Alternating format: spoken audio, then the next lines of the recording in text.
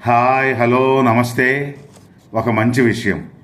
అదృష్టం అంటే కోట్లు కోట్లు డబ్బు, ఆస్తులు కాదు మిత్రమా.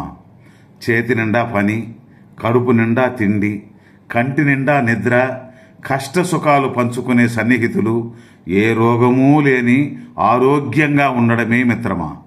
ఒక మనిషి ప్రశాంతంగా బతకాలంటే ఎదుటివారు మారాలని అనుకోకూడదు, మార్చాలని ప్రయత్నించకూడదు.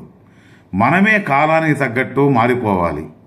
మనం నడిచిపోయే దారిలో మన కాలికి ఏమీ గుచ్చుకోకూడదంటే మన కాళ్ళకి చెప్పులు వేసుకుంటే సరిపోతుంది. కానీ దారి పొడుగునా తివాచీ పరచడం అనేది తెలివి తక్కువతనం.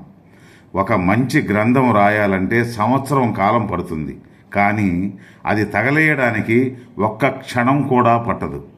అలాగే డబ్బు సంపాదించు అని చెబుతుంది, సమయం అనుసరించని చెబుతుంది, వయస్సు అనుభవించని చెబుతుంది. కానీ దేవుడు మాత్రం అందరికీ మంచి చెయ్యి, నీకేం కావాలో నేను చూసుకుంటానని చెబుతాడు.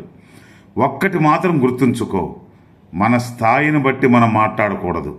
మన మాటలకు ఒక స్థాయి ఉండాలి. దాని వలన మన గౌరవం పెరగాలి.